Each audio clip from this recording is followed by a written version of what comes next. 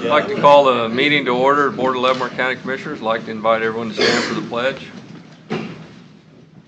I pledge allegiance to the flag of the United States of America and to the republic for which it stands, one nation, under God, indivisible, with liberty and justice for all. I'd like to start with a moment of silence, please.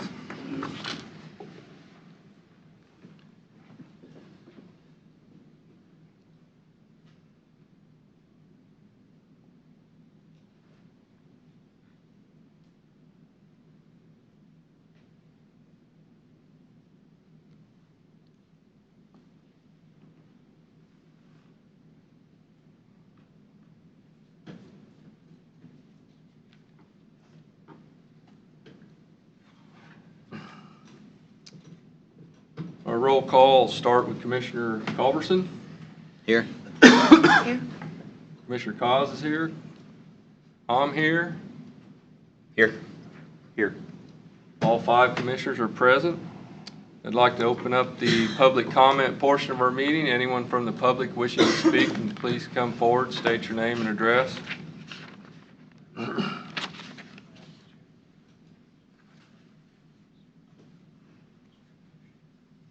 David Schaefer, 21881 Tonganoxie Road.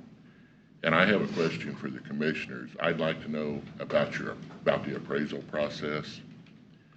They compare a 2-bedroom house to a 4-bedroom house. They compare one school district to another. And how is that a fair appraisal? You're not even in the same area, the same townships, school districts. That's where my money goes, is to the Tonganoxie School District. And I'm being compared to houses in Pacer School District. I've got a 2-bedroom house, and that's what we built because that's what we wanted. But I'm being compared to 3- and 4-bedroom houses.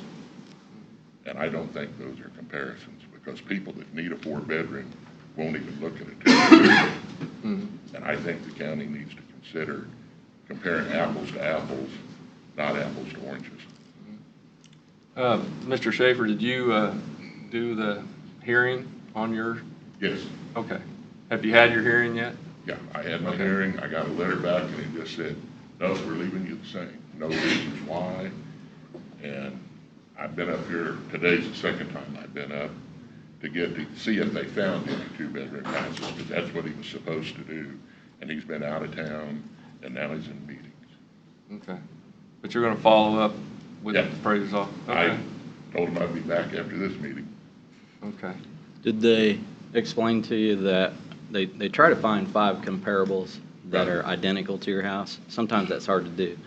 So when you're saying they compare a 2-bedroom to a 4-bedroom, there's a comparable percentage rate.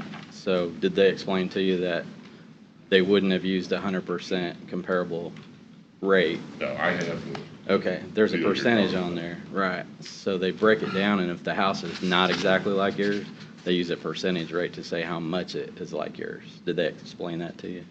not to my satisfaction if they did. Okay, because they don't just compare them straight across. They'll decrease the percentage and say this house actually sold, but it's only 80% like your house, or this house is only 90% like your house. So they won't compare a 2-bedroom straight to a 4-bedroom. But I'm just saying, when you're comparing, I'm in Tongi School District, I'm in Stranger Township, I'm compared to houses that's in Fairmount Township, Baser School District. Fairmount has a paid fire department. We have a full volunteer in Stranger. Mm-hmm. There's no cable, no high-speed internet, any of that stuff out where I live. And I just think that it's wrong that they don't try to find better comparisons. Did you call them back after you got your letter? Because they'll explain it. Yeah, I've been over there. I went over Monday. Nobody was there. Nobody could explain it to me because the gentleman I need to talk to wasn't there. I went back this morning. Now he's in meetings. Okay. Mm-hmm. But you know, how much time? Why can't they send a letter out and at least explain why they didn't do anything about it? Usually that's what they do. That's why I'm surprised you didn't get an I've got a explanation letter letter. here that they sent. It didn't If you'd like to see explain. them. Okay. It didn't explain what. It's just a form letter. Yeah, I would talk to them again because they're usually pretty good about talking to you and explaining why they sent the letter and didn't make a change. I think they should try to get it a little closer. And where do you live? Which I live just south of Hollingsworth on Tonganoxie Road. which commission district are you in? Mine. You want to, we could follow up with that. Right, I will. Okay, Yeah. thank you. You might want to, I know my mom had her valuations lowered, and you have to follow the process through. She took pictures of her foundation, her basement, anywhere where there were repairs, and she was able to get the valuation lowered. Well, I know that my neighbor just sold his house, and he had to put a new roof on it. My roof's 15, 16 years old. He had heavy septic tank pumped. He had to put new carpet in. So even if they're comparing you to a house, if it just sold this year, they're bringing all them up to date. Everything in my house is still 15 years old. Yeah, follow the process, follow it through, you'll probably get it lowered. But I think it's wrong that you have to do that when they don't start off comparing apples to apples. I agree. I think they need to look at what they compare you with to begin. I shouldn't have to come up here half a dozen times every year. This is not the first time we went through this. The bottom line is, ask yourself, would you sell your house for what the appraisers have? I on can't it? sell my house the way they've got it appraised because they've got it on 1.3 acres. And the planning and zoning tells me I have to have 5 acres to sell that house. Right, that's because they break your ag land down and they don't Right. value ag land as much as they do the residential part of it. Right. But what I'm saying is, the total value that they have on your property, would you sell it for For that the amount? 1.3 acres they've got on, yes, I would. Not for the 20 acres that the house sits on. The total, that's what I'm saying. Yeah. The total value, would you sell the 20 acres for what the county appraiser has on it? Probably. Okay. You think it's a fair value? Or No, would I you? think it's overpriced for what it is. Okay. Because even when I built the house, the bank tried to tell me not to build a 2-bedroom house. I said, I don't care, that's what I want. But they said a 2-bedroom will not sell near as fast as a 3 or 4 bedroom. I said, I don't want 3 or 4 bedrooms, just me and my wife. Okay. I'm just saying that usually when people call me and ask me if they should protest, the first thing I ask them is, would you sell your house for the value the county appraiser put? Kind of hard to argue. But if you're saying that you would, you think it's high, then that's when you need a hearing. That's what I'm doing. Okay. Yeah, and we'll Thank follow you. up with it. And all this board can do is lower the mill levy. Yeah. So, anyone else from the public wishing to speak? Seeing none, we'll close public comment.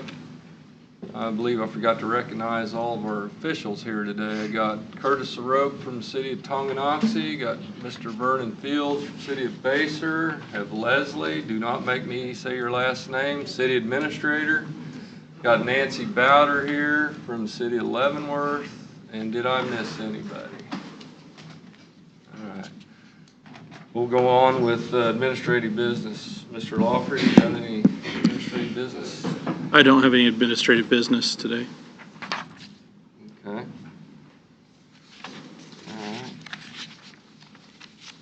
The consent agendas, everybody had a chance to look over everything on the consent agenda? Yep. Yes, I have one concern, probably on the checks to be paid. Okay. I need to have the checks and the register to cause construction pulled out and voted on separately, please. Believe I've got that marked.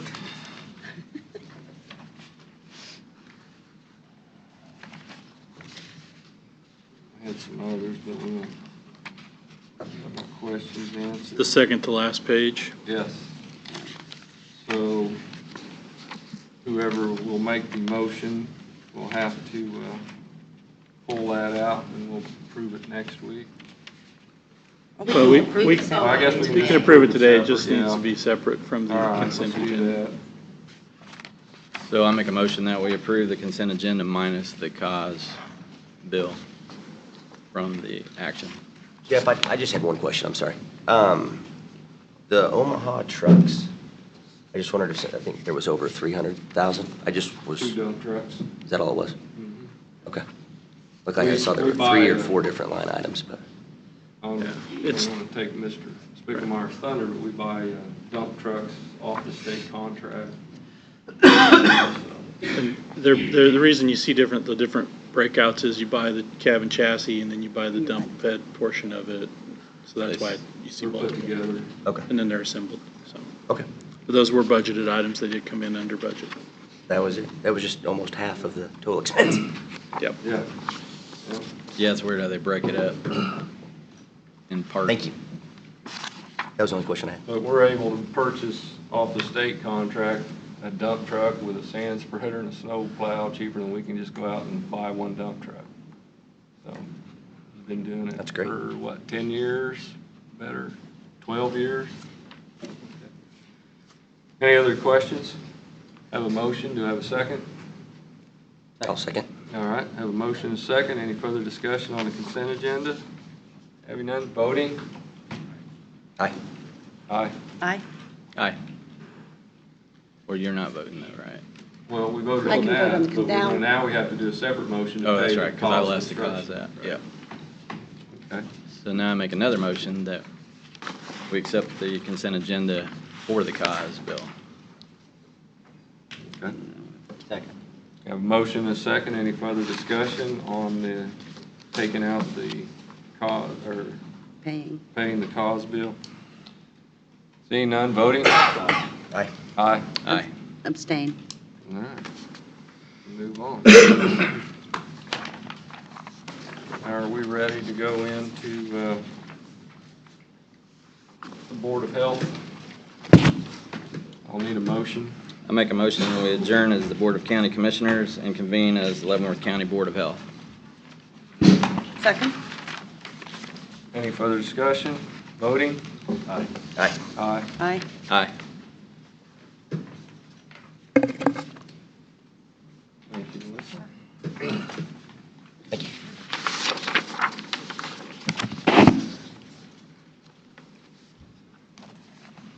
Good morning, Commissioners. So, Morning. David, Hey, you Jamie. wanna go before? I'm before you today requesting that the Board of Health declare an emergency health order for a broken sewer line that was located at the property of 22451 139th Street. I was notified, as you can see in the history here, on the 11th of April of a potential break in a sewer line on a private property. Myself and Melissa Johnson from Planning and Zoning went out. I observed the line, as you can see in the pictures. We did have a broken sewer line at that point in time.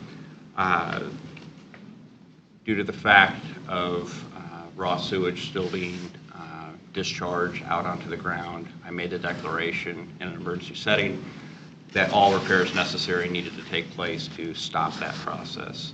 So I'm here today in front of the Board of Health to make that declaration from the Board of Health on behalf of myself, who is the health officer for Leavenworth County. Anybody have any questions, Mr. Miller? KDHE inspected it and said that the spill was not big enough to warrant testing or. We have been in cleanup. contact with KDHE. The city of Basehor, whose line it is, has been in contact with KDHE.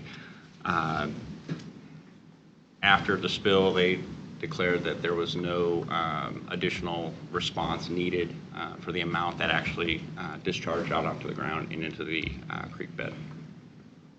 And it looked to me like the pipe had been broke before and patched previously. And we talked to Basehor City. They said that the property owner exposed the pipe, and they're working on it. It's actually in a court case, and they're working on getting the problem fixed. So they're going to get the plastic pipe buried and prevent any future breaks. And I'm just a concern, and I know that we have nothing to do with that other than declaring the emergency, but as I was looking at and the photographs and the things with this, it appears to me that, first of all, this sewer line is crossing a water source, and so it doesn't appear that it's been properly installed to begin with. Then I noted, and I don't know because you can't see what's underground, but normally a sewer line is going to also be laid on gravel or rock in order for the base to be stable for it. And it doesn't appear that, looking at the other direction, that's been done. And then I asked and found that this is a forced main sewer as opposed to gravity. And so the size of the line, I think that needs to be looked at by the city of Basehor and to make a determination whether or not this sewer line that is feeding a subdivision This appears to be more like something that would serve a resident feeding into a main sewer line as opposed to the main sewer line that is moving the sewer How from big point A to point B. So I just, How big It's just a diameter pipe concern. is that, you know, James? It's hard to tell from the picture. right, it's hard to tell from the photograph. You know how big diameter it is? Is it 8? It appeared to be 4 inches to me as I looked at it, and that, I just, it really, I'm just, because that is in the county, and it is a, you know, in the unincorporated portion of the county that this is running through, so. Yeah, we found out that the property owner is actually the one that exposed it, and so it shouldn't be exposed, and it's going to get covered up. Right, I mean, I know it shouldn't be exposed, but is it properly laid to begin with? And then it is crossing over a water source, and so it should be encased. I just have some concerns about when it is repaired and when it is put back and buried, that it be done properly. That's just my, Well, we have a lot of sewer districts in the county that we've taken over after they were all installed, so we probably got the same situation that we're unaware of on a lot of our sewer lines. Yeah, but what we found out on this one is the property owner has a landscape business and heavy equipment, and he's been moving dirt, Oh, and so he exposed the line. So right, They're but, going to get that fixed, I'm just saying, Is it what- just, my understanding is. and we don't know how long it was broken. How long was, 1 day is what they told me. okay. Well, if KDHE's happy, we should be happy. yep. So we just need to declare a health, emergency health order. Motion declare emergency health order. We need to give a address and all that. Do you need that much detail? Here's the address. Property located? Okay, for the property located at 22451 139th Street in Baser. Okay. Second? Have a motion and a second. Any further discussion on the emergency health order? I just have one question. Any costs that the county incurs due to this, are they recoverable? There was, for this side of it, it was myself going out and making the declaration. The city of Baser made the actual repairs. Okay. Any further questions? Any further discussion? I had one more thing. What we found out too was the easement for this pipeline has not been recorded. That's also getting taken care of. So that was the problem with getting on the property in the first place, was the property owner refused to let the county on there to fix it because there's no easement recorded. It was an oversight when it happened, and now that's also being taken care of in the court case. So Okay. All right. that's all I have. Voting? Aye. Aye. Aye. Aye. Aye. Thank you, Jamie. Close it now. Now we have a motion to go back into the Board of County Commissioners. I'll make a motion to adjourn as Leavenworth County Board of Health and reconvene as Board of County Commissioners. Second. Have a motion and a second. Any further discussion? Voting? Aye. Aye. Aye. Aye. Aye. Okay. All right, so we ready for the funding request? Yes. American Legion.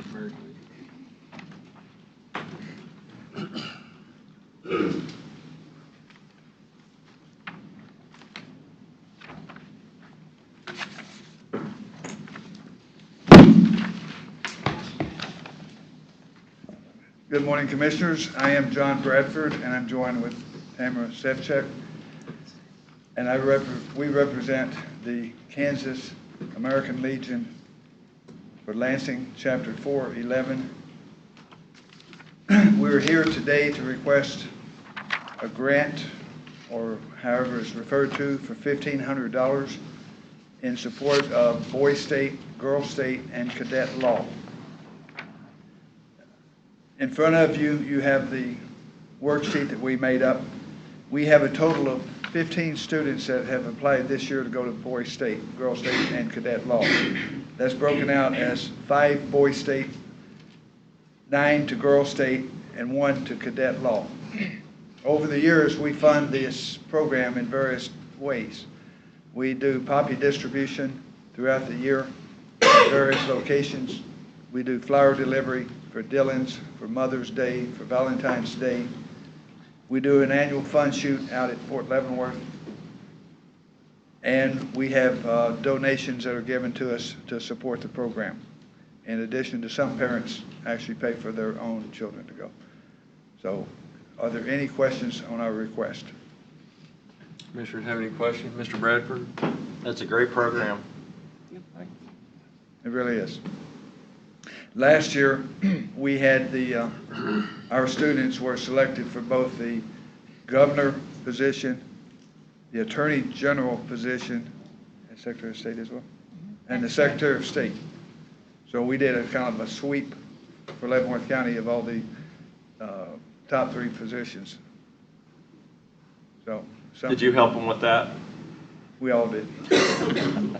To some degree, you know, they're really on their own when they get to Girls or Boys State, and, you know, they're not allowed to bring anything with them. They have to do everything right there, their campaigning and everything. So, you know, they can't prepare or get ahead of the game, so to speak. They have to do everything there. Oh, I suppose John's a good resource. After the event is over, we have the annual, excuse me, we have an annual pizza party in Lansing. The American Legion hosts it, and we have all the attendees come back in and give us a back brief on their experience. And it's very good what they learn. And this funding can come out of which? Out of the BOCC contributions. Okay. Okay, it's not like the alcohol fund. No, this would be similar to the DECA. the DECA request. Yeah. And there was sufficient, we do have sufficient funds for it. Yes. Yep. Yep. Nope, we're good. We're good. Any more questions, Mr. Bradford? Your area, Mr. Shimke. Yeah. I'd like to make a motion to approve the funding in the amount of $1,500 to the American Legion Post 411. Second. Have a motion and a second. Any further discussion on the funding? Voting? Aye. Aye. Aye. Aye. Aye. Thank you. Thank you. Thanks, John. Thank you very much. That wasn't too hard, right? All right. Ready for Mr. Spicklemeyer, I believe, now.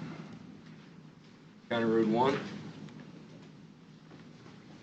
Morning, ladies and gentlemen. I'm bringing before you a bid that was actually solicited in September of 2018 for the resurfacing of the County Road 1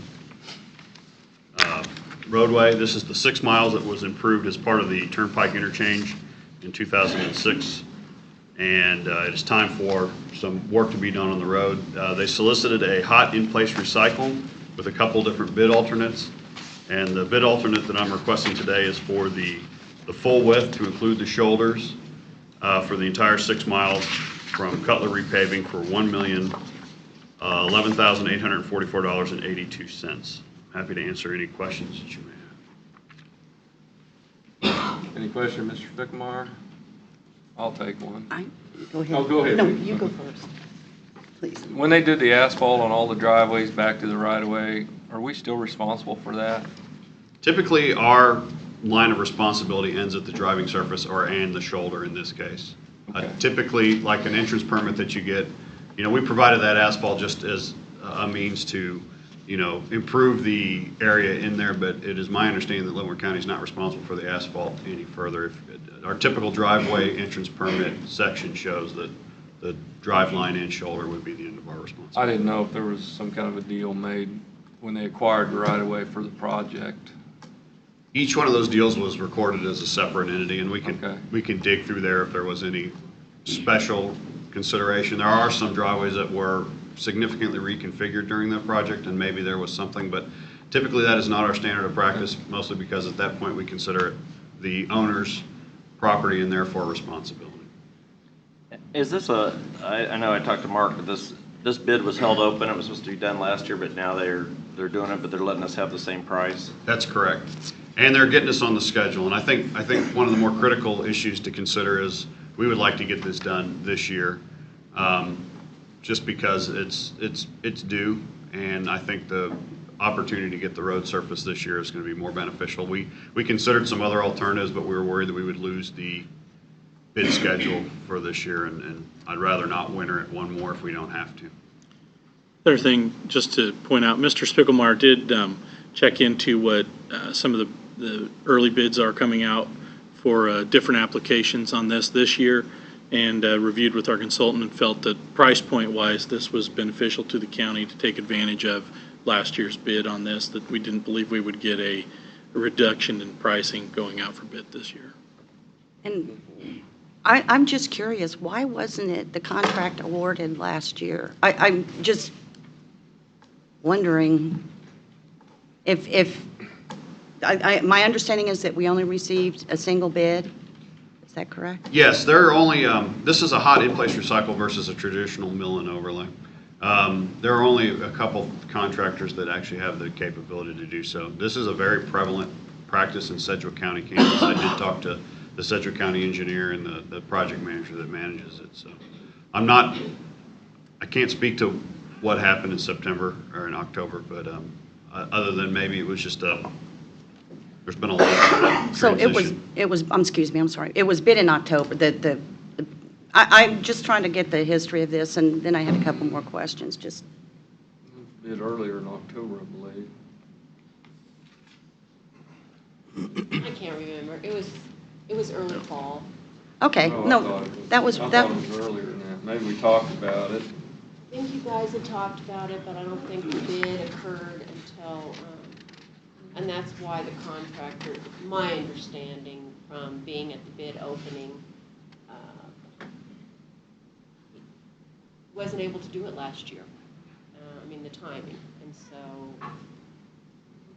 then, just out of curiosity, I understand the process that we're going to use here, and one of the,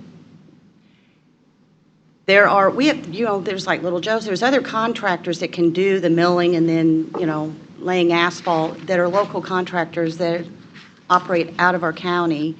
None of the contractors that do this application have in Leavenworth County have the capacity to do this type of work, so they're basically shut out of this type of work, correct? And if using a hot in-place recycle method, Right. yes, ma'am, that is correct.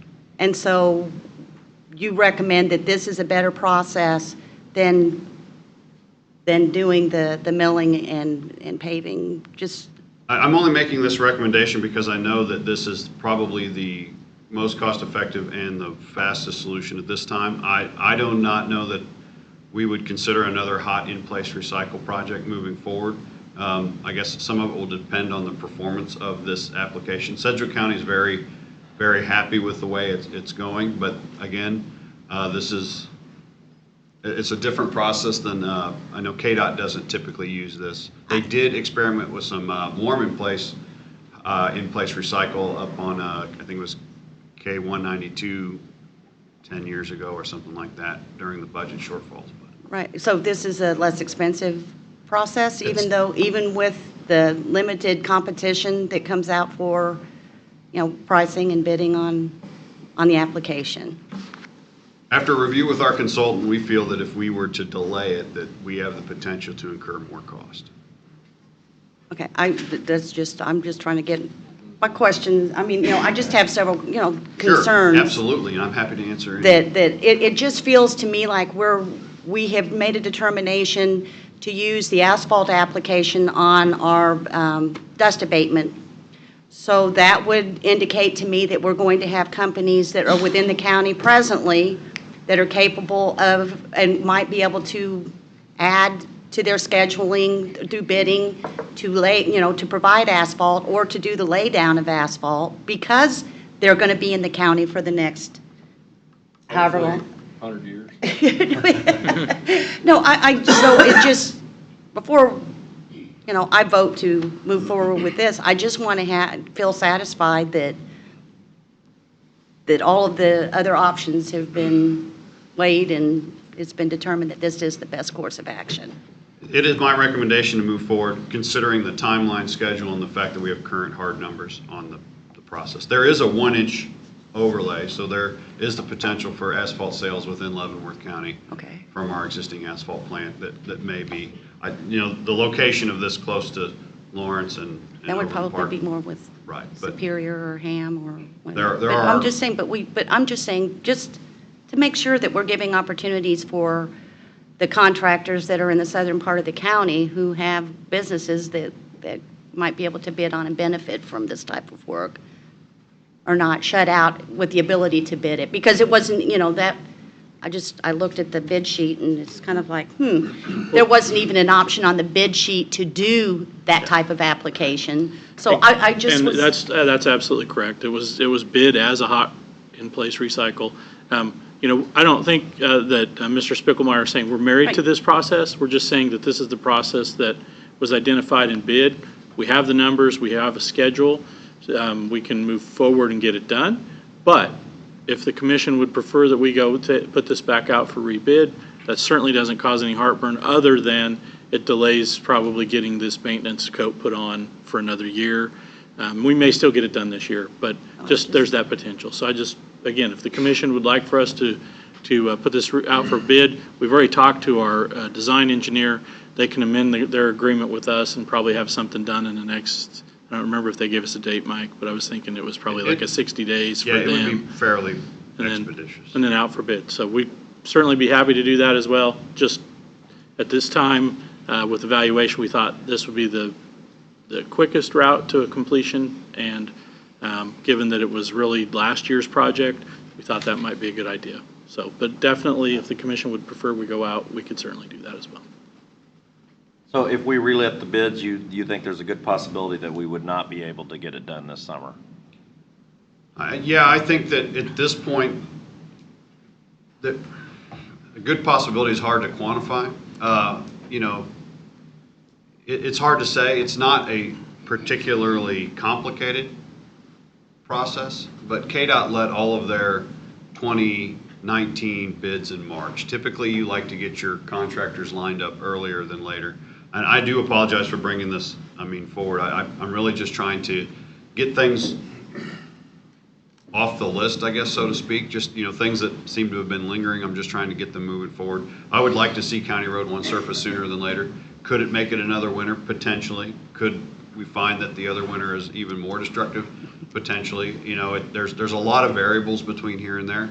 Our consultant is, there is some upward pressure on asphalt pricing right now. So delaying it and rebidding it, we do run the risk of potentially additional cost. Is this? So did this fall through did this fall through the cracks because of staff changes? Is that why this didn't? No, it was bid kind of late in the year or last year, and then it started snowing in November. Typically, they can do that up to December if the weather's good. It's kind of like what. We've been crack sealing County Road 1 for 6, 8 years probably. It probably should have been done before now.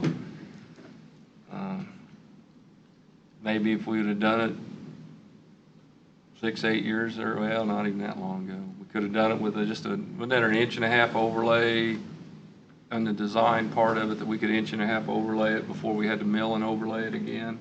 But I think that ship done sailed with all the ruts and cracks and everything. I think kind of like Mr. Spickelmeyer pointed out, we'd typically get your bids out in that March, April timeframe if at all possible. That didn't come out until September. So that's why it was just late in the year when the bids went out, and the process, like I said, early winter. So they scheduled it for the first part of this year. But again, if the commission's desire is to go back out for bid and open it up to a different application so that we can get more contractors, certainly support that as well. Hey, Mike, quick question for you. If, we know relatively how long the road is. Yes. From an estimating standpoint, I realize there's always change orders, but I would think between the different applications we've identified, even the new one last week, we could ballpark just how substantial it might be one way or the other. Could we not, on a 10-mile stretch of road, if it doesn't have tremendous complexities to it? I don't want to underestimate the project, just as a ballpark, for example. And we've actually had our consultant run those numbers for Okay. us. And yes, we could, but the real The real tricky part is estimating what we think our commodity price for asphalt is going to be. That is the real thing. Everything else is probably fairly fixed. But if we saw, a 10% increase in asphalt costs, we'd probably see an 8% increase in project costs. So the other thing that is tricky on this one is knowing that this project had been scheduled to do, and now we've probably lost 2 years.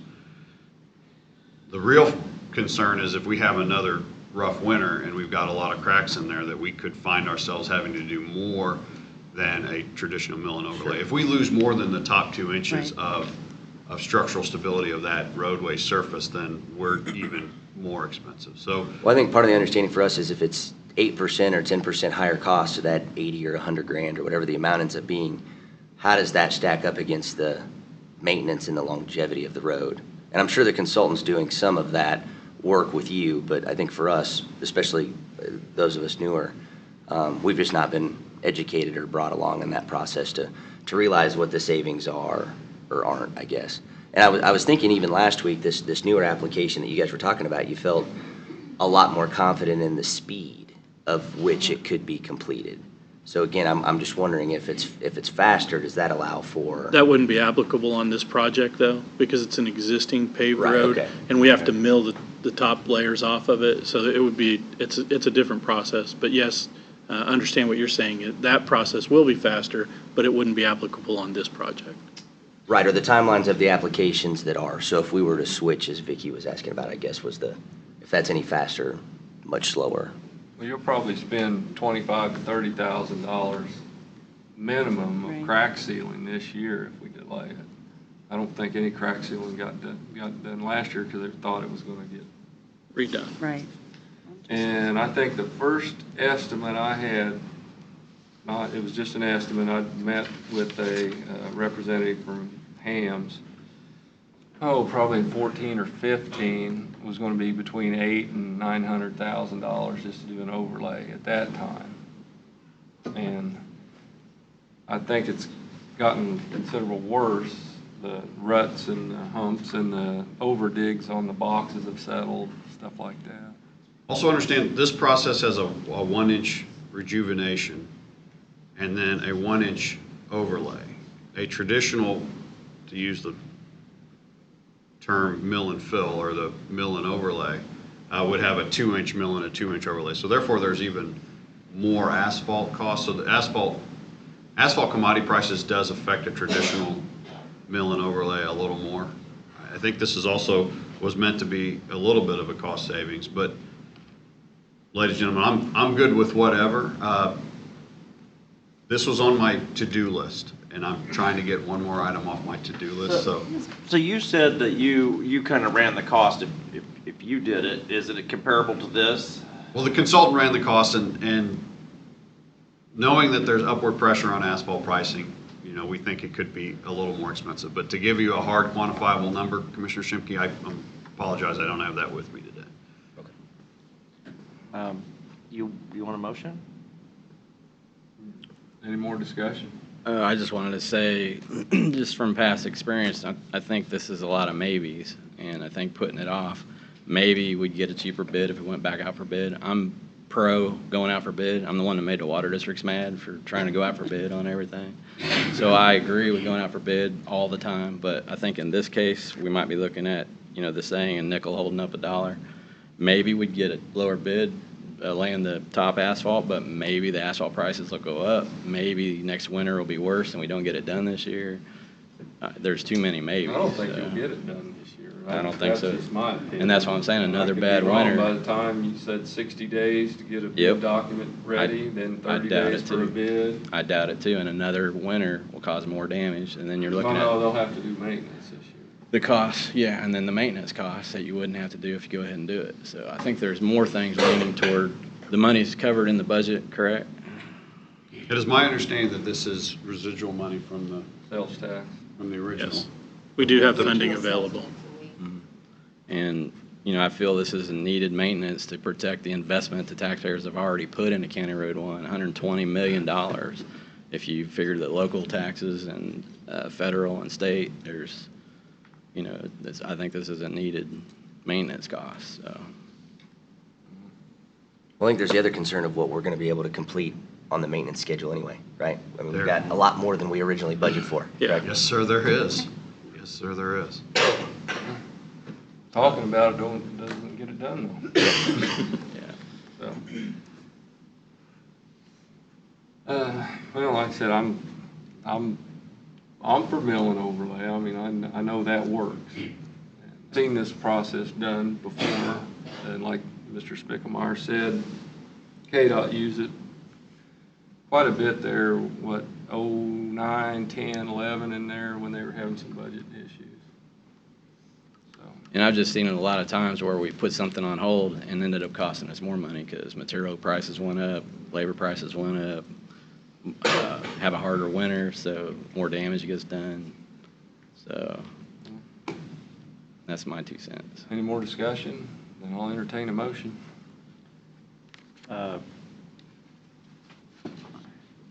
I move that we accept the bid from Cutler Repaving and award the bid alternate 2 plus base bid in the amount of $1,011,844.82 for County Road 1 resurfacing and authorize the chairman to sign the contract. Have a motion to have a second? Second. Motion and a second. Any further discussion on recycle in place project, County Road 1? Voting? Aye. Aye. Aye. No? Aye. Thank you. Thank you. Thanks, Mike.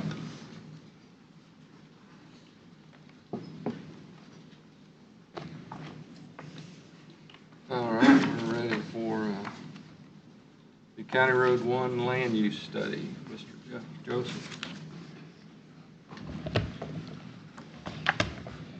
Crystal, could you pull that map out? So I think the commissioners all have copies, but so that anybody in the audience can see.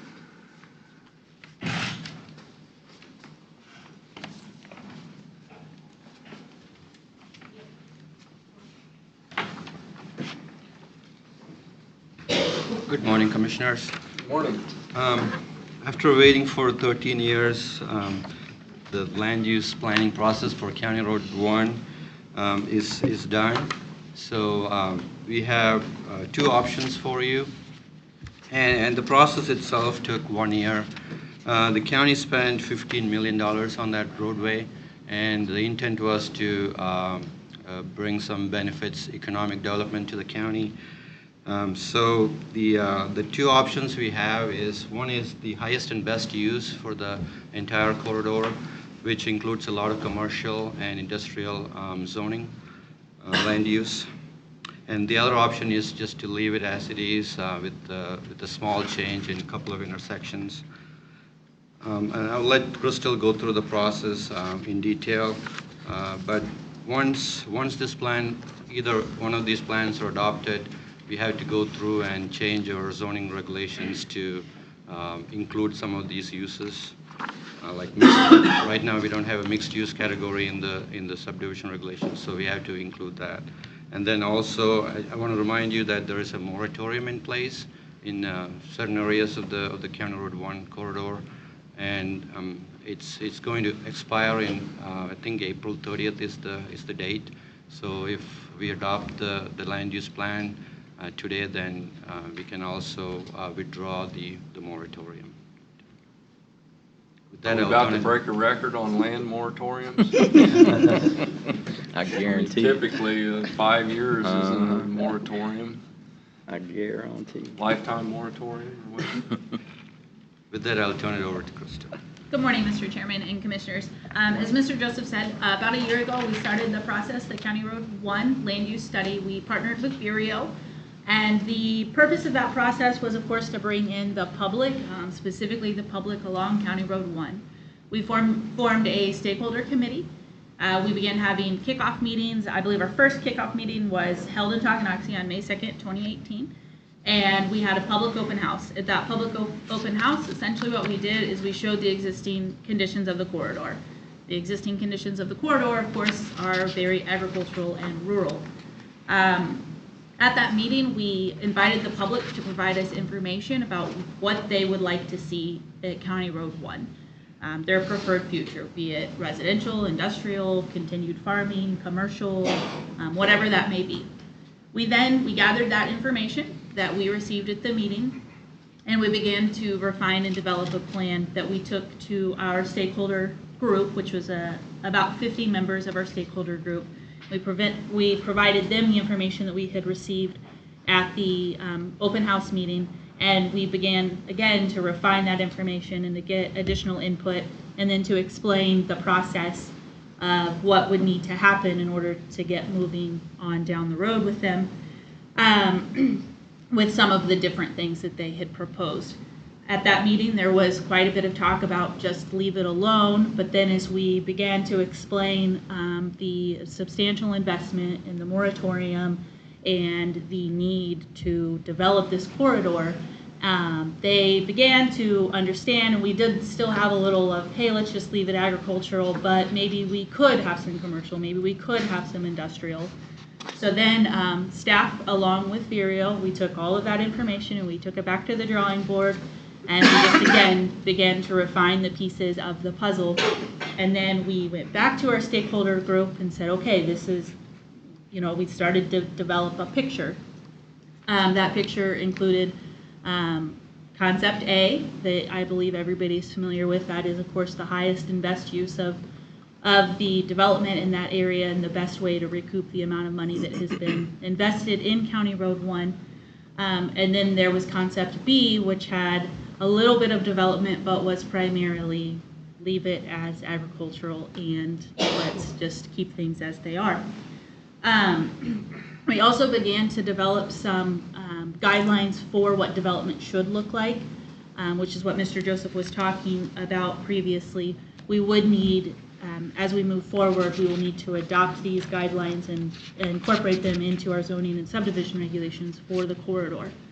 Of course, the entire purpose of the land use study was to get rid of the moratorium so that we can begin to develop the area.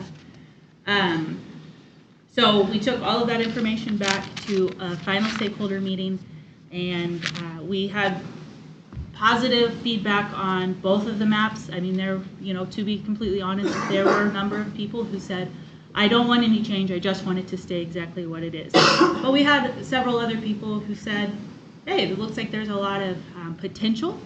And of course, like we state in our report, concept A, that is a long-term development. We do not have utilities down there. We don't have water in much of the corridor. We'll take substantial change in order to bring this fully about. So we are talking, a few decades potentially. However, we then took it to a final open house meeting. The public came in. We had quite a bit of positive feedback on County Road 1 being the future land use map, option A, being adopted. Again, there were many people who said, let's go with option B or just leave it alone. We then took it to our planning commission. Our planning commissioners voted 6-1 to adopt option A, which was staff's recommendation. We brought it before the board, as the three commissioners may remember, we brought it before the board. We discussed it. We then sent it to the city of Tonganoxie. They had a meeting on it last month. We did not receive any feedback from the city of Tonganoxie about which plan they preferred, or however, it is my understanding that it went to a city council meeting. And today we have it here again to brief everybody on the process that we went through and to make our recommendation that we adopt County Road 1 future land use option A. We'll answer any questions that you may have. Well, this is a question maybe, I see Curtis is in the audience. Did the city of Tonganoxie take a vote on that? No, we did not. You did not?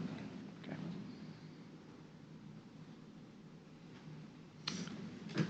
Curtis, do you know what the consensus was of the Tonganoxie board, though? The biggest thing was with both these broader concepts is that the city side of it, we're looking towards utilities, what's going to be available for development. Especially when you're talking about gas, electrical, water, something like that. More likely it's going to have to come out of the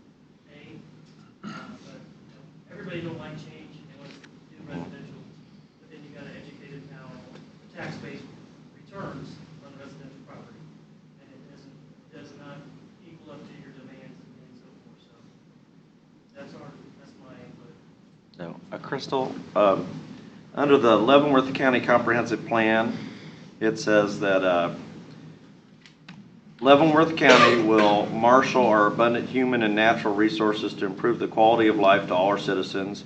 We will maximize our distinctive location and attributes, promote orderly development, maintain the rural character, development greater spatial connectivity, and encourage responsible and sustainable economic growth.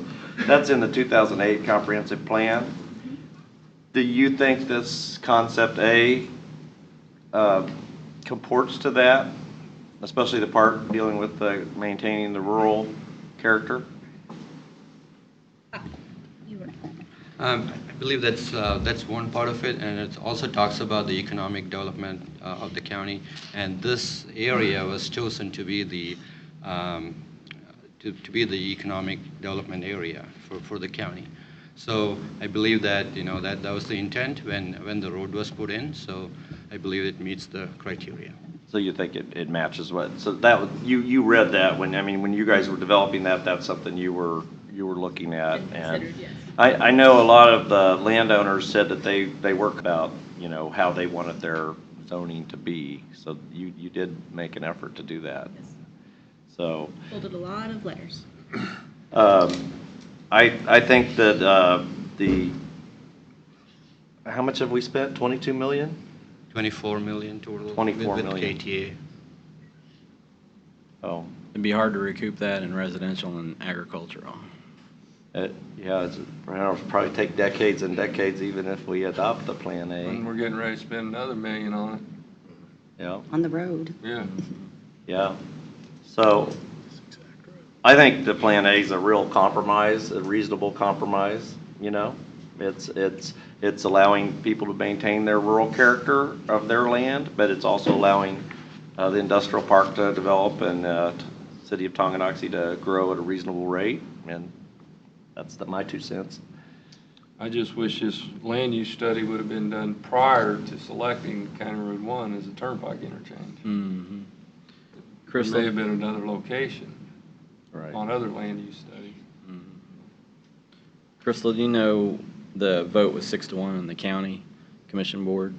Do you know what the reason was given by the one vote against it? I believe that the reasoning was that commissioner believed that the area should remain agricultural. And again, I feel it's hard to recoup the $24 million if you leave it agricultural and residential. And I think that part of the comprehensive plan that you mentioned, Commissioner Stephen, reflects on the other rural areas of the county, not specifically this spot. When it talks about maintaining the rural aspect of the county. Yeah, I think there's a balance. The Right. people down there are concerned about a balance. Yep. What's the either potential impact or risk? We have this larger comprehensive plan that's, I think, still feels like decades out, a couple years out, right? And then there's been discussion about amending the existing that you just read from even sooner, right, to address some of these zoning concerns. How is this addressing that? Is this impact good, bad, or otherwise? Do we see this potentially changing a lot anyway with what the larger comprehensive plan is? Not really. This will be included in the comprehensive plan. Okay. This went into a lot more detail for a very specific area because of projected growth or an area that we wanted to focus growth in. So it got a lot more detail in one corridor than the overall comprehensive plan that they're working on. It'll be, like you said, this will be implemented into that plan because of the detail that we went into. They won't then reevaluate that specific corridor. What's the timeline if we adopt the Concept A for it to be zoned? If you're going to rezone the property, it'll take 3 to 4 months because we have to go through a process. We have to notify the people within that area, and also actually 20 days prior to the Planning Commission meeting. So there's a process to go through per the state statute. So that will take 3 to 4 months. So as soon as we adopt this, though, you'll begin that process. It's again the commission. That's the direction the commission wants to go. We'll start the process. Right. same statute if you don't rezone it, and somebody comes in and asks for rezoning. Is that Yes. correct? Yes. Okay.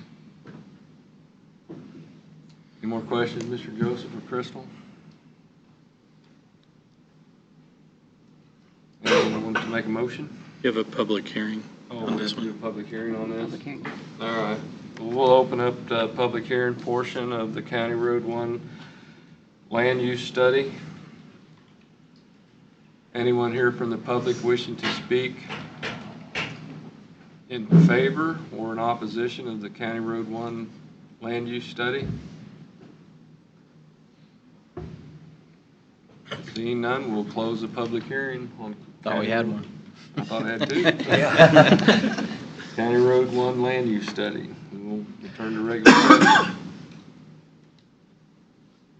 Now, does anyone like to make a motion? Motion to approve Plan A for the County Road 1 land use analysis.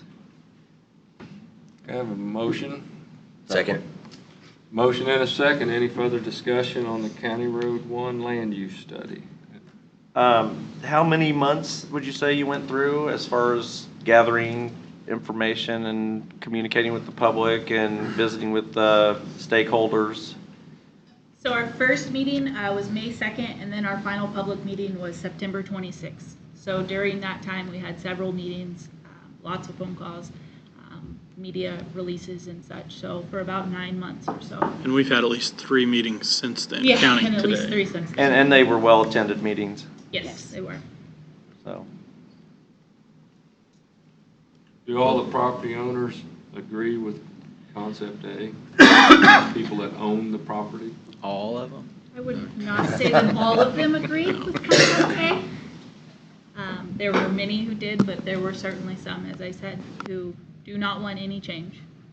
But they don't have to change that piece of property then. There's no law that says, okay, it's rezoned, so you have to now They can sell your continue. property and become, they can continue to be agriculture or, you know, They can till the continue cows to come use the home. I property. mean, Yes. Correct. Did you say till the cows come Yes, home? you did. Yeah. Stay She ag went till the there. cows I went there. All right, we have a motion and a second. Any further discussion? Voting? Aye. Aye. No. Aye. Aye. Motion carried for concept A. Thank Thank you. You ready for amendments to the personnel manual? Yes. I discussed a little bit of this briefly last week, as kind of a heads up that there were a few areas in the personnel manual that needed some changes. And I'm presenting those here today, but before I get into those, I also want to mention that as part of as we're going through our payroll system, we're transitioning over to a new provider. The good thing about that is we get to reevaluate all of our current processes. The bad thing about that is that it necessitates some changes. So I will likely have a change proposal for next week too, that is how we accrue and award certain leave for part-time employees. We kind of have a tiered approach right now. And what I didn't realize is that staff has to manually, with each payroll, evaluate how many hours somebody works, then see where they are on the chart, and then manually apply their accruals. And they do that to 6 different levels, I believe, tiers. So it's not knowing that that's what they were doing until we started this process, then we've identified it. So I will be bringing that change back after discussing with the clerk next week. So I don't want you guys to think we're trying to just every week bring something, but that was identified and we do need to get that addressed before the new pay system goes into effect on the 24th. Okay, so that being said, on the proposal we have today, I kind of gave an analysis on what we are asking to have changed. All of these changes were reviewed not only with the clerk, who's responsible for human resources, but also with the department directors. Approximately I think it was a month and a half ago, we had a meeting with all the department directors, went over these proposed changes. I received no feedback as far as nobody that didn't support them. So the first one is the change to the comp time that I mentioned. that we are going to eliminate the usage of comp time and either pay the overtime or use a flex schedule for those employees. Anybody who currently has comp time, we will allow them to get that used up. They won't lose it. And if we're going to set a timeline for them after working with the departments. There's only 3 employees that have more than 20 hours, so we should be able to get it taken care of fairly quickly. But for those, if there's any reason they can't get it done, we'll work with them on how we address it. But we'll work that out. So that was the first proposal. The second one was a change to the shared leave, which allows an employee who has paid for. The county doesn't provide short-term disability, but we do have a policy that the employees can voluntarily use. And this allows anybody who has that short-term disability program to utilize it in conjunction with shared leave. In the past, we didn't allow them to use both because we didn't want them making more money while they were off than they would if they were here. Using this approach, it allows them to offset any loss in income via the shared leave with their short-term disability. We thought that was a fair compromise. Discretionary days. We previously made a change to discretionary days on how when you can use them, how long there's a waiting period to use them, but what we didn't address was that if an employee comes on, they're in that first, there's just a certain time of year where this actually impacts. So they come on in December and January, we award a discretionary day, and then they leave in February. The way the policy currently is, we would pay that out. They wouldn't have had a chance to use it, and we would pay it out. That was not the intent of the discretionary days. They're supposed to be like a floating holiday, so you either use it or lose it. This just puts that basically into effect. So you use the holiday or you lose it, and if you're in that first 90 days of employment, you're not going to either be able to use it or get paid out. So that's all this just fixes that kind of, I don't want to call it a loophole, but it fixes that issue. The next proposed change is in timekeeping. Currently, the system allows what they call a rounding system, where it rounds 15-minute increments, so 7.5 minutes is the cutoff, which leads to some confusion. And obviously, the system that we have, we're using computers. They have the ability to calculate to the minute. So that's the change we're making to eliminate the rounding of the 15-minute rounding and going to actual time punched. Again, this is something we've talked about and proposed. Probably been talking about it for 3 years, 2.5 years at least. So this is just formalizing that change. The next proposed change is just firming up our records security portion of our policy manual to reiterate the importance of not taking any records off of the county property that include personal identifiers. Won't go into all of the issues that we've had with that, but just feel that this is a necessary change to the personnel manual. And then the last one is the sick leave and how we handle it in the event an employee passes away. We recently had an issue where an employee passed while they were, they didn't pass on the job, but they were, the issue came up while they were on the job, and it identified kind of a, I don't want to say it was a shortage, but a shortcoming of our sick leave plan, which is if that employee would have been disabled for a certain length of time, they could have used up their sick leave, but because they passed immediately, they got no benefit of the sick leave that they had accrued. Discussed it with the board at that time, and it was determined, I made the decision that we would pay the sick leave out in that instance, and I think this just formalizes that, where if an employee is passes away while employed, that any sick leave they've accrued would be paid out with their final pay to their family members. Those are the proposed changes this week. I would like the board to consider adopting. Should we consider a cap on the sick leave, though? Because if I would have passed away the day before I retired, the county would have had to pay 282 sick days, a couple years worth of salary. And I think that's a fair comment, but that cap would be on sick leave, not necessarily on the payout, but on the accrual, which we did discuss once in the past of putting it at 480 hours, I think. I understand that risk, and that's something that the board can definitely direct us to do if they'd like. In my opinion, we've allowed people to accrue it. If you would, in the same instance, if you wouldn't have passed away, if you would have just had some kind of debilitating injury, you would have been able to utilize that full amount.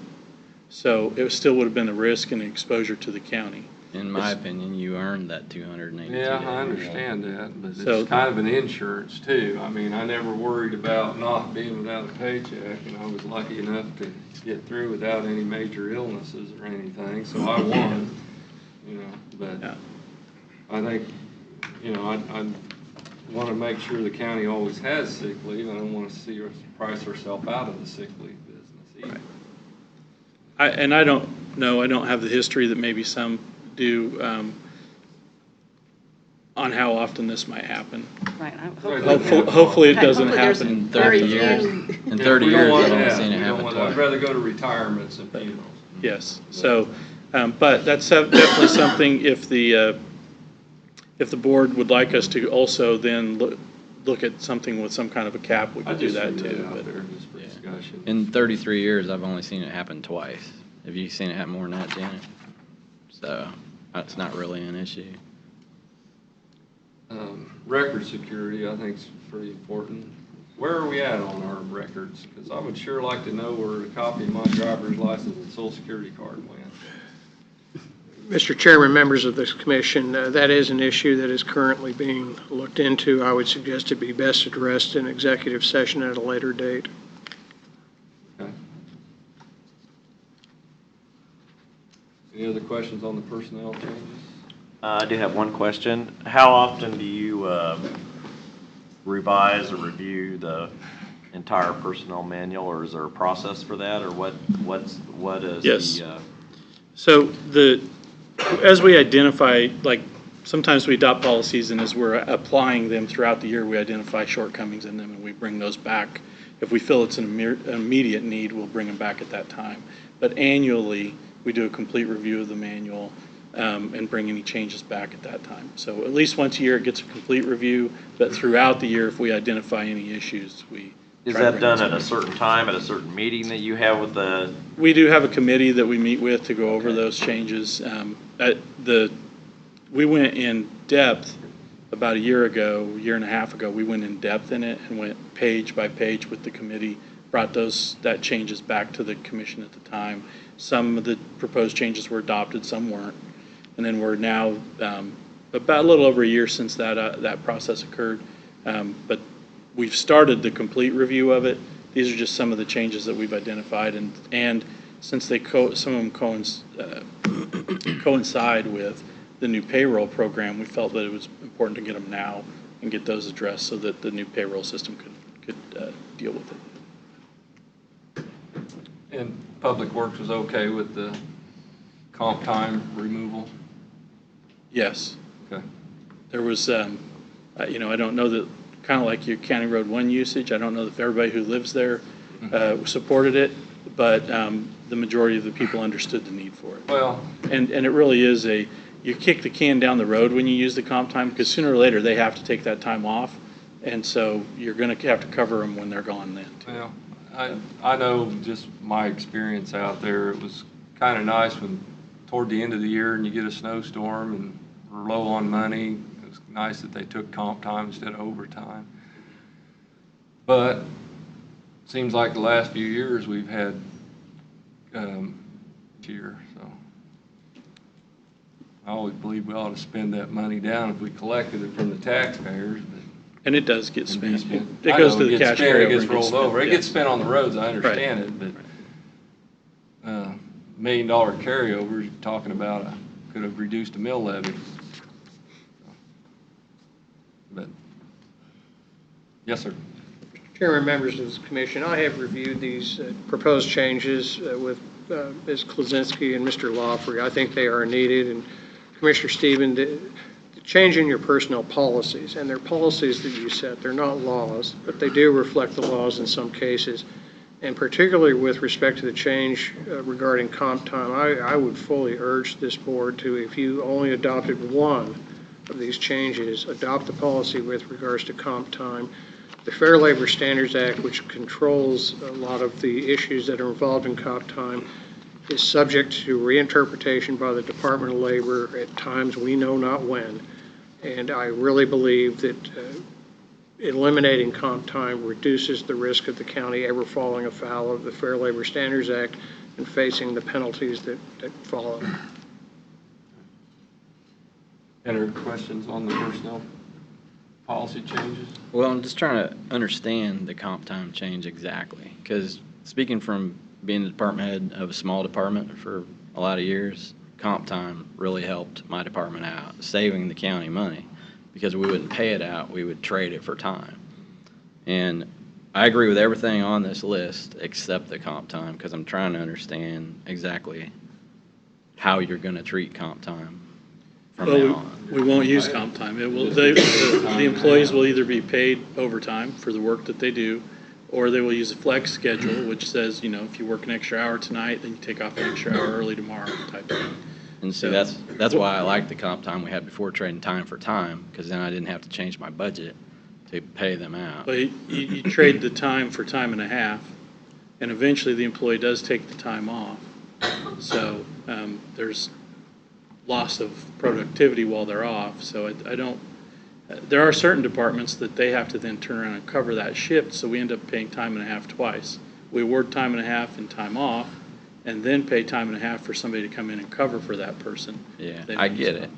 I'm just saying I would not have voted for this if I was still department head. Did you talk to all the department heads and they agree with it?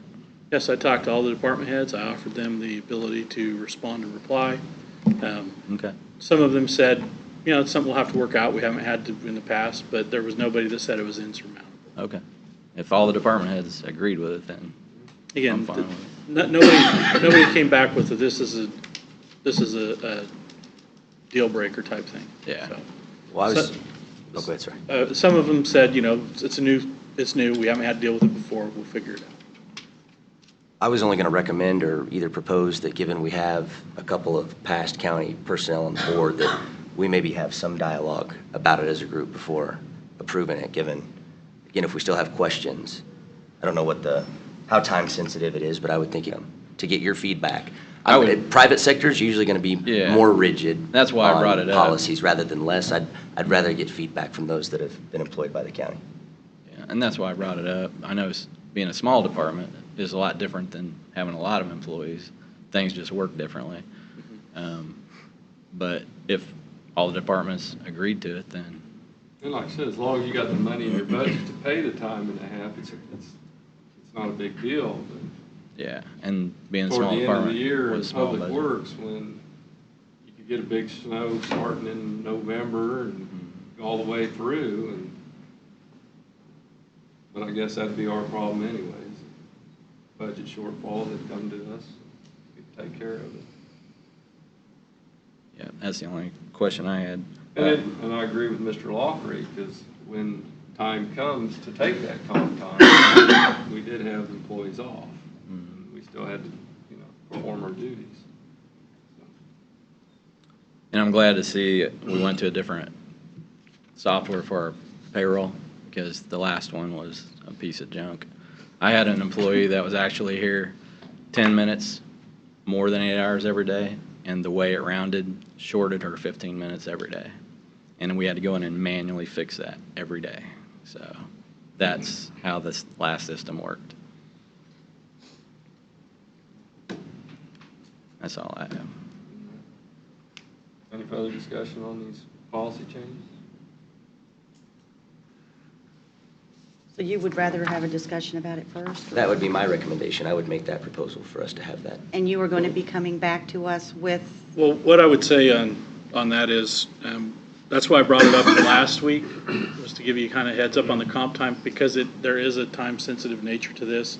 We need to get it addressed with the new pay system, and that which implements on the 24th, I think, is our first date,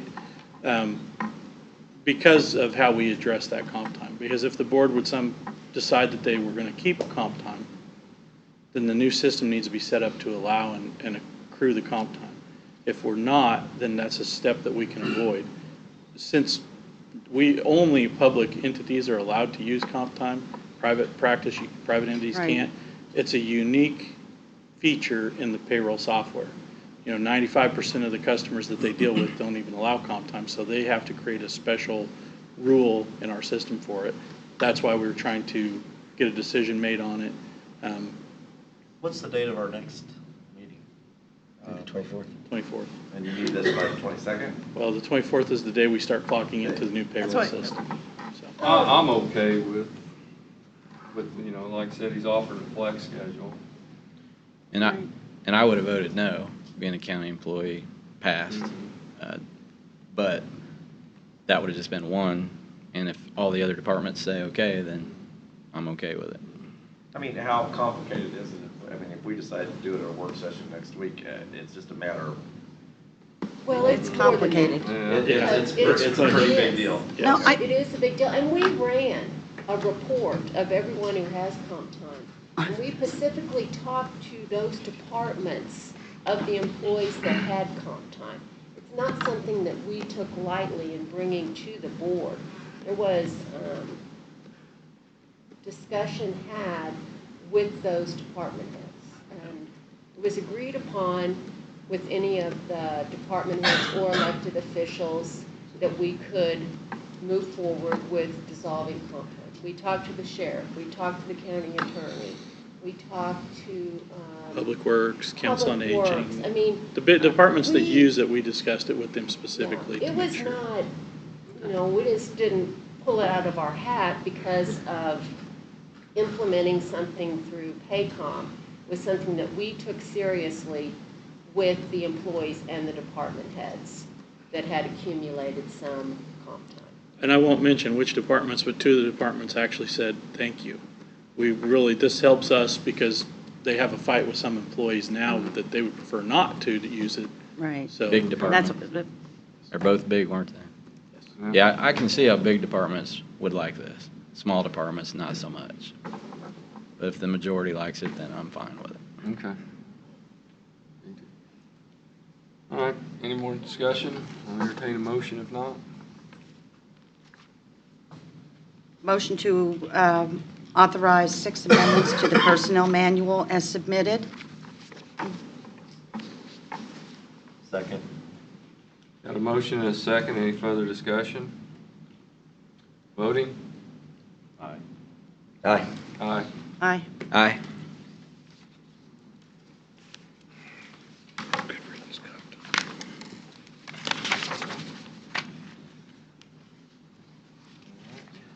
You ready for? Yes. I was, when we jumped Pat, when we finished the County Road 1, would that have been the appropriate place to lift the moratorium on development? It'll expire. Or do we want to formally lift the moratorium on development? I think It'll expire at the end of April. But I think symbolically, you could definitely say now that we've adopted a county use plan, you could definitely repeal We're sending the message, we're open for business, Well, I mean, do you want to see, you want to check and see if we broke a record or if we're close to breaking a record on a moratorium? Because 12 this could be years. a milestone. I think we should. Well, because, the thing is that this is just the middle of the month. There's a couple weeks left in the month, so why not? Go ahead. Yeah. Why move that we lift is it the 2006 moratorium? Is that the? I think if you just say moratorium on County Road 1 Okay, land use, would be good. I move that we lift the moratorium on development for County Road 1 in conjunction with our passage of Concept A for land use. Okay. Second. I have a motion and a second on the longest running moratorium I've ever heard of. Any further discussion? I think there's a lot of concern out in the county about, the whole Tyson thing kind of made us look like we weren't business friendly. And I think that's something we want to turn the corner on. And this is the way we can send a message. We want positive business that benefits our communities to come to our county. All right, any further discussion? Voting? Aye. Aye. Aye. Aye. All right. Okay, now we are ready for Nancy Bowder and KCATA. Sorry to keep you waiting, Nancy. That's quite all right. Quite all right. I want to recognize that Senator Kevin Braun has showed up at our meeting. Thank you for coming today. I have with me today Dick Gerald, Senior Vice President of Strategic Planning for the KCATA, and Dennis Hayes, who's a Senior Policy Advisor. And they're here as well. I'm just going to give a little, let me hand these out. And I apologize to Chairman Smith, you've heard part of this before.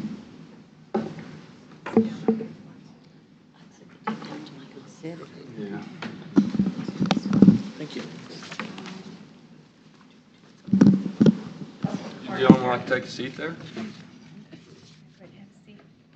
You got there. Talk for a little bit and then let you guys talk. We need one more. Appreciate it. All right, we know that roads are one of the most important things for our county. And my name is Nancy Bowder. I am the Leavenworth County representative on the KCA. I'll talk a little bit about the ATA board in just a minute, but we had this, what I'm going to talk about today is a planning grant that was put together, and this was presented to the county commission last year, and there was a statement about it being a Leavenworth, City of Leavenworth plan. The City of Leavenworth applied to the grant, but it is a Leavenworth County plan.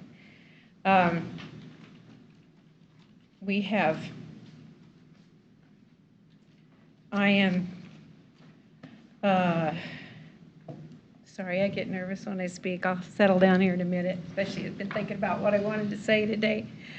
A long time ago, it's been determined that there was a need for transportation in Leavenworth County in various formats for the low income, for the elderly, and you have a good elderly program that transports elderly people and disabled throughout our county.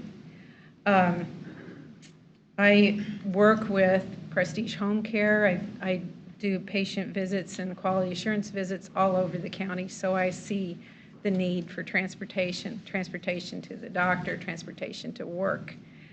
Work is a big one. And my brother, and to school. My brother taught auto body mechanics for several years in Atchison. He lives in Easton, and you know, there were students that could not get transportation to the school up there, so they could work on cars and be able to, you know, have a business and a hobby. So anyway, in a future. So I work with the military as an international sponsor. We have international people come into the town. There is no transportation to get around the community or to the other cities in the county or to Kansas City. When I was in high school, we had a bus that went between the VA in Leavenworth and the VA in Kansas City. Also went to downtown Kansas City and to Kansas City, Kansas.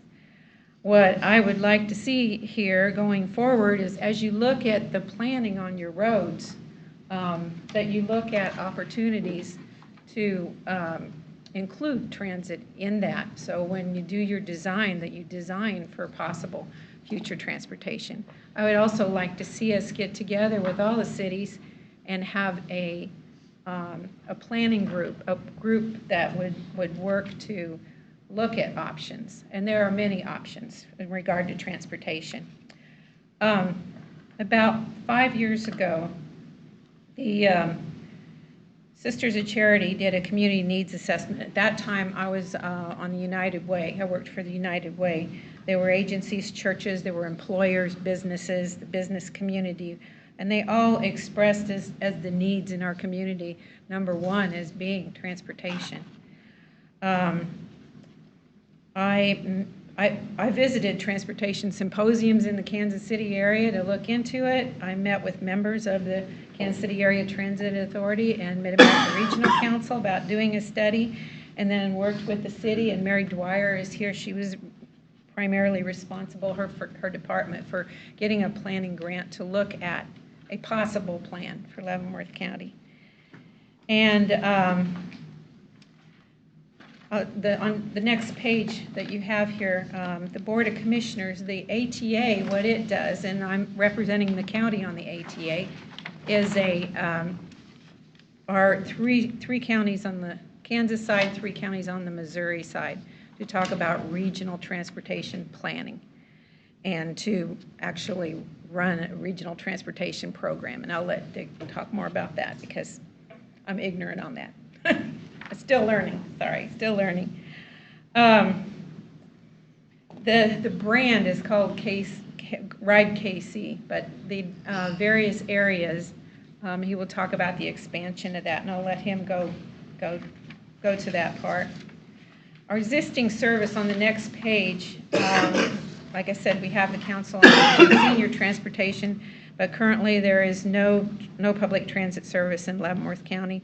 The nearest ones now are in Kansas City, Kansas, and in Bonner Springs. The purpose of the plan was to connect areas with limited existing transit service, but a growing need for access to jobs and activity centers.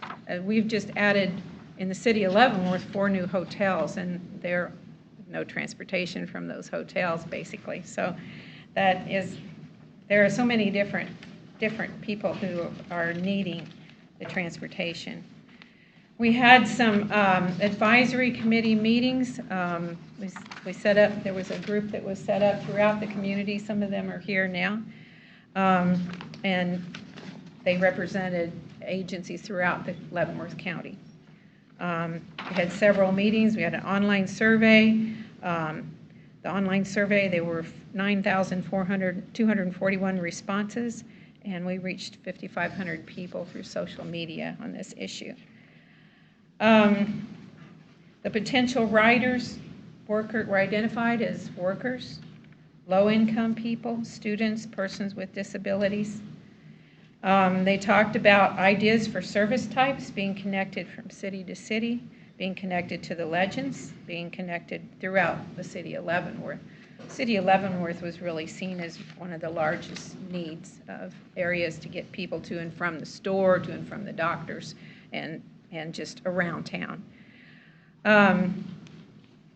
The future service, the plan showed that the future service needed to be accessible, available, convenient, reliable, and I have to say affordable too. Benefits are wide-ranging. The top 3 potential riders, the survey responses, persons with disabilities, older adults, and limited incomes, which we're already providing some of that now on an on-demand basis. There are more information here about the employment profile, which you can look at later.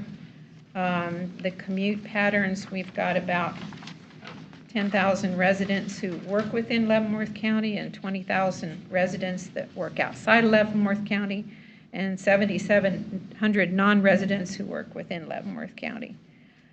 The current initiatives through the KCATA, the Smart Moves program, discusses future potential mobility hubs in Leavenworth and Johnson County, and I'll have Dick talk more about that too. Some alternatives, and this can be as small or as large as need be.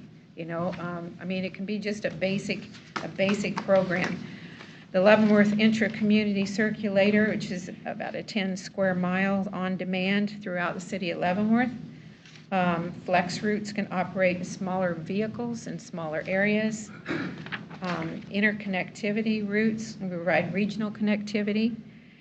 And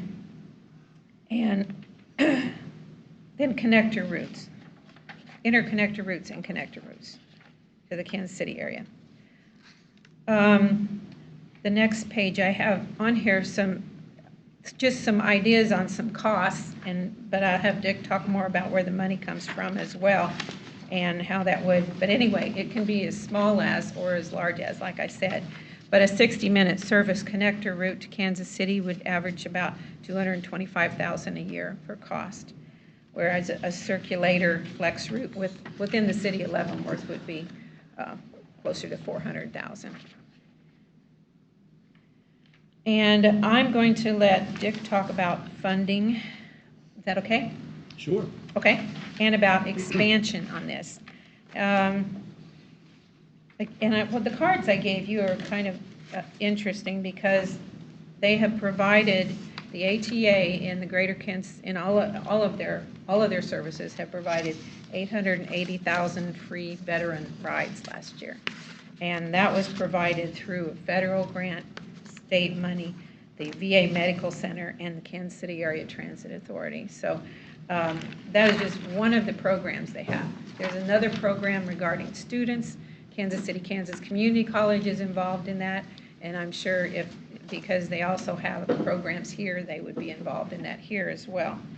There are multiple employer programs where, as a benefit, they're offered to employees. And I know Bob Hatch with Cereal Ingredients sat on our planning group and talked about the need for transportation for employees to Cereal Ingredients as they're growing. And I could see a need as the Tonganoxie Business Park grows, as Basehor grows, more of a need for employees to get around. So with that, I'll turn it over to Dick. And thank you. Mr. Chairman and Commissioners, first of all, let me just say we appreciate the opportunity to be here today and really give you the offer that we're available to work with you on planning projects regarding mobility and transit and any of the communities within the county. We would like to do more studies like the one we've done with the city and county of Leavenworth. We believe there is demand. We also believe there are opportunities. And talk a little bit about the ATA. We are doing a lot of innovative things right now. We have a very strong board. We are very appreciative of having Nancy Bowder on our board. Her experience, insights, and leadership has been a great addition to our board, and we're going in a new direction. We are looking now at big buses running down the street. What we know is that what fits for Kansas City, Missouri doesn't make sense necessarily in Johnson County, Wyandotte County, or Leavenworth County. We need new solutions. What you see in this study, lots of different options. And let me talk a little bit about some of the comparable areas that we've seen similar services put in place. You may be aware of what Bonner Springs does. Bonner Springs has service 5 days a week during the week. They get funding from the state of Kansas. I talked to KDOT yesterday. They have funding available, federal funds that they pass through, that could help support services like it was done in this study, what we looked at there. They're supporting some of the services in Bonner Springs today. And so there are some outside funding sources to help pay for some of those costs. When we look at Wyandotte County and region, what we're seeing is increased demand really in 4 major areas: seniors, persons with disabilities, access to jobs, and access to education. Both of those counties have recently done expansion plans, and they've increased their service levels. Last year, Johnson and Wyandotte County both expanded their paratransit service to go county-wide. So that's throughout both counties now. Seniors and persons with disabilities can call ahead and get a transit ride within 24 hours. They've also both added on-demand services so that to get your ride within an hour. And those services are doing very well. They're very successful. They do cost money, but the seniors and persons with disabilities using those are very appreciative. Both counties last year added new jobs access service. Now, you may be aware that Johnson County added service to Edgerton, to the major logistics park there. And that's interjurisdictional service from the Missouri side all the way out to southwest Johnson County. January of this year, Wyandotte County added a new route from the northern part of Wyandotte County down 18th Street going into Johnson County. What we're seeing is services like that are recognizing that the demand for mobility is more than just in one across those jurisdictional boundaries. The study we looked at with Leavenworth that Commissioner Bowder talked about really reflected that as well. A lot of the needs that were identified are interjurisdictional, people coming into Leavenworth, but also people going out to jobs in other locations. And again, we think there are opportunities there. One of the things we're also looking at is a pilot program in Johnson County. They just started in January. It's called Microtransit. It's a program where a small geographic area is defined, and within that geographic area, again, you could use either a smartphone for immediate service or a call-ahead service. This service started in January, and they're up to 90 trips a day right now. It's focused around the community college, and that's, again, one of the great sources of mobility need is people accessing training programs, which eventually lead to access to jobs. Last thing I'll mention is the new airport at KCI. We are working right now with the folks building the airport, trying to help them get employees to the airport, but also looking to have them build a ground transportation connection into that airport to make the connections easier for persons that may get to that access for all sorts of different ways, not just by the automobile. we would like to increase our service to the airport from all over the community. Again, there's a demand for it. We think it's a great opportunity with the new airport coming online in a few years, so we're working with them on that as well. Again, let me just say we're available. We'd love to talk more about opportunities with any of the communities within the county itself. I'd like to invite each of you, if you're in Kansas City, we'd love to show you our facility. We're very proud of what we're doing, a lot of new innovations and a lot of new technologies. We'd love to show it off. Give us a call. We'd like to show it off anytime you have the opportunity. I'd be happy to answer any questions as well. Anyone have any questions on public transportation? I got a few. You said, well, first of all, how much was this study? How much did this study cost? I don't think it was very expensive. I think it was about $25,000. Do you know, Mary? I don't remember now. It was funded with a grant through the Mid-America Regional Council. Okay. So I think it was in the $25,000 to $30,000 range. Okay, the other thing was, we're talking about public sector options. What about private sector options? Is there, like, we have, I mean, your micro transportation sounds a lot like Uber. Is that? It is similar to that. It's actually operated by a contractor. We're also working with Uber. We are looking at Uber and a lot of the other private sector options to actually supplement fixed route transit. One of the challenges we have is that the bus is not the right solution when you get into lower density areas. So what we're doing in Johnson County is a trial. We have good service on their major north-south route, which is Metcalf. But if you want to go beyond Metcalf, what we think of the option is called a first mile, last mile connection to transit. This microtransit or an Uber connection could be that. You take the bus to a point, if you need to go another couple miles in the inline, you have a contract, you take advantage of a contract we have to make that last jump with Uber. Okay. Uber and Lyft trips, for instance, are good for short distance trips, but when you make a long trip, it gets very expensive. So that short trip is a good option. So are these transportation, like, is this subsidized? So if if I'm a student or if I'm in a program, I am getting free or reduced transportation? Is that how it works? Yes, that is correct. And that's one of the policy decisions that the counties are looking at, Johnson County in particular, Wyandotte County. Just how much of a subsidy should there be? And should there be a different subsidy for a senior versus persons with disabilities versus the general public? So those are the decisions they have to make. Just a couple more. I don't want to take all the questions, but did you,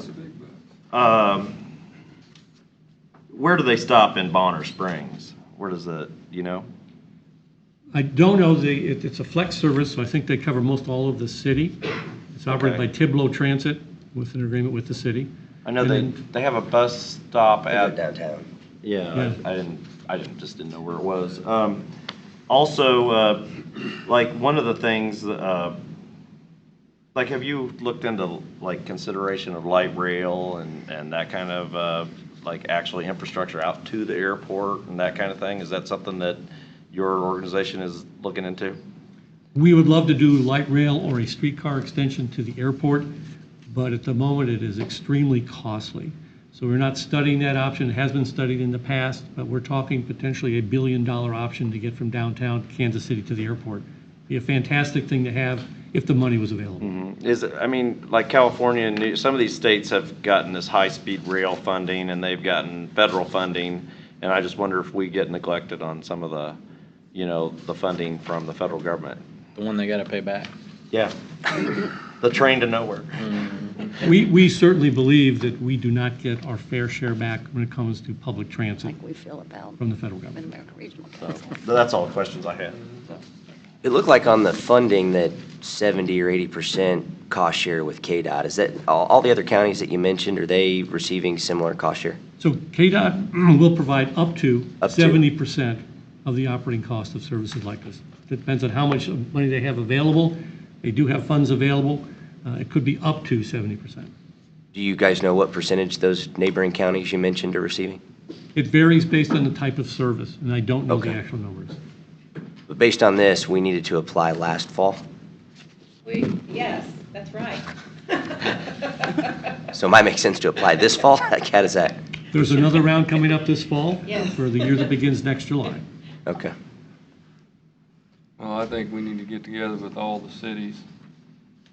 If I had my choice, I'd like to see something in Baser. I'm not stepping on your toes, Mr. Fields or Leslie, but it'd be nice to see a big parking lot that people could park their cars there and get on a bus and go to their jobs in the city and not have to fight the traffic.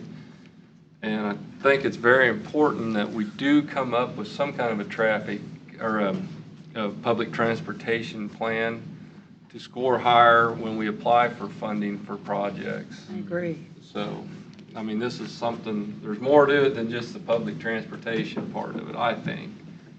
Mr. Commissioner, as you know, I've worked with Nancy throughout the years on various things, and being on the MARC board, that is also important that we look at ways to tie in with the transportation options. I do know that we're in the middle of submitting applications for MARC 2050, you know, what we're going to look like, the regional transportation plan. And one of those items that's being submitted by the city is a specific focus on a bus stop, you know, on 155th, in about 155th and State Avenue area, you know, again, as an introduction into linking Leavenworth County, you know, with the greater regional plan. So we don't know where that's going to go. It's just, you know, an initiative that the city is looking at.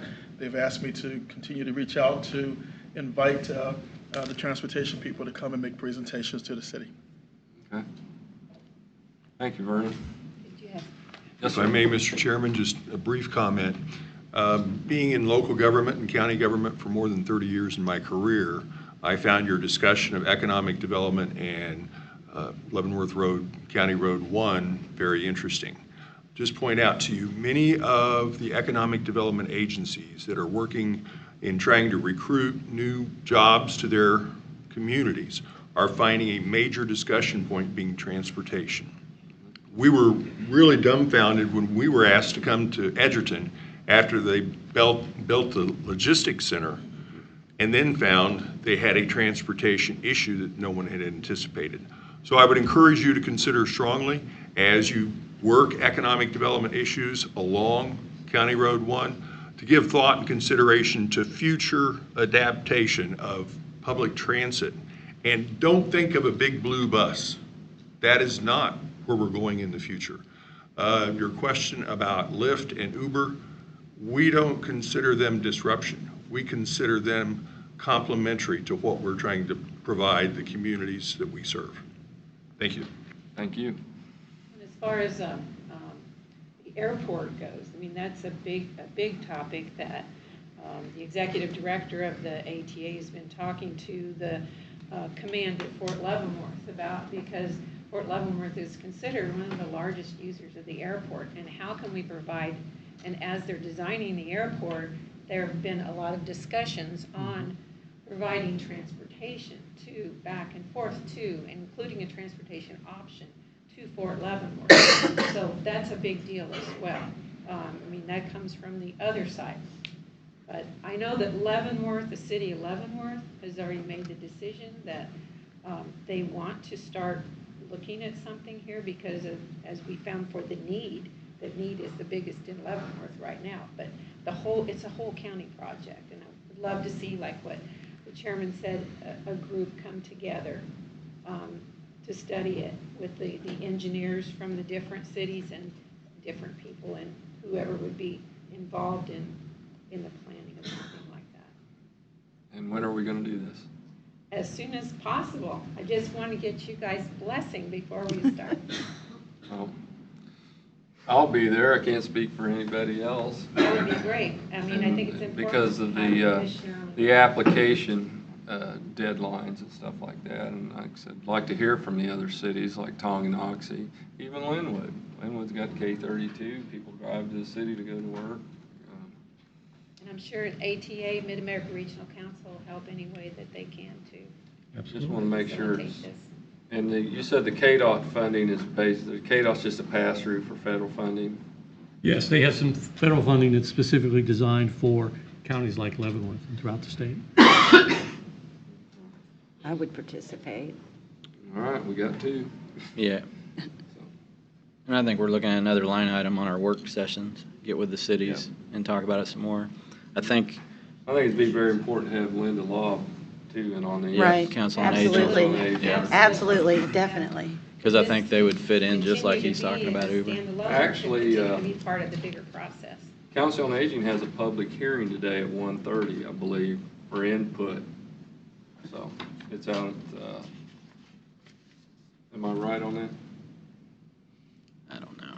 Don't you read the Yeah, public notices in the paper? I think you're right. No, I believe that is today. I No, just it was, is. I was, It's like, it is and today. And I said, well, we can't go because we have a work session. Right. But at 1:30 today, Council on Aging has a public hearing to have public input on their services. So, glad you reminded me of that. I'll be there. There we go. Well, again, I want to thank you all very much. Well, thank you. Nice Thank to you. meet the new commissioners, and thank you all for listening to us and looking toward our future as we work on our roads, which is one of the most important things the county does. Thank you. Thanks for Well, reaching I won't out. speak for everybody, but I think we're all more than willing to do our part in working with our cities to help sit down and And those I'm- that we represent to have the conversation, for sure. Absolutely. And I concur. I think it's, public transportation ebbs and flows. Back in the day, we had narrow gauge rail running from Fort Leavenworth to Wyandotte City. Then we had trolley services in town, and then we had bus charters, and it comes and goes, and I think we're just at the point where it's getting ready to be needed again, so. Thank you. All right, thank you. Thank you for Thank you very coming. much. Okay. All right. Any other business for the board? Anybody have any reports for what they've done in the past week?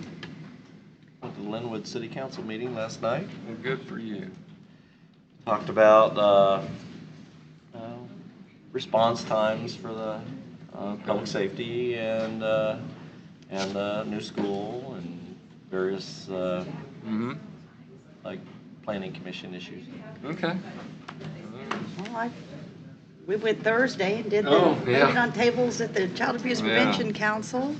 And on Friday, we had the Mental Health Task Force meeting, which went well and was well attended. The next meeting will be a week from tomorrow at 11 o'clock at the Guidance Center, or 11:30 at the Guidance Center. So, let's see, last night went to the City of Leavenworth Commission meeting. It was eventful. Oh, yeah? Well, that's good. I was told I couldn't. Well, it was eventful, right? It was just interesting. There was a lot of discussion and conversation that went on, so it was a good meeting to attend. I went to Bayshore City Council meeting last Wednesday. And then, well, Wednesday afternoon, we had a JCAB meeting. Vicki and that's I right. attended a JCAB meeting, juvenile, on Wednesday afternoon. Thursday morning, we had the Child Abuse Prevention Breakfast, and we actually worked. We didn't get any tips, but we worked. Thank you. Yeah. Yeah, Was it yeah. well attended? Yeah. Oh, Very well attended. Did you make? Yes, I was I was there, there. but I didn't work. Yeah, I was gonna say, we was served you. served. That's right. Okay, that's right. You made that meeting, or breakfast. Let's see, we did that. And then we had the LCDC annual meeting we on did that Thursday. too. Vicki and I attended that. And we also attended luncheon, Leavenworth County Women's Luncheon. That's right. On Monday. So that was it for me. So, and anything else? I don't have a lot to report from last week, but I've got the Lansing City Council meeting tomorrow evening that I'll be attending, and I've got a few different meetings internally tomorrow, just different departments to get feedback on things that they think we could do better, how we could help support them. So anxious to report back. Well, that's good. And Chad and I are going to go to Oh, yeah. jail Yeah, we're going to jail right after this as soon as we're done here. to meet with the sheriff, do a tour. As That's in, not, it could be a trap. It could be. Get in there. We've talked about that. Next week, I have the Live Well Leavenworth County and Suicide Prevention Coalition meetings on Tuesday. Next week's a busy week. Yeah, Getting that that's- mark meetings and all You that. have marked meetings Yeah. next week. Yeah. Anyways, well, if you guys can get out on work release, we'll be back for the work session at 1 o'clock. 1 o'clock? Okay. We'll be back in or we'll have a work session at 1 o'clock and I don't know how long that'll last. Could be a couple hours. Anyways, meeting adjourned.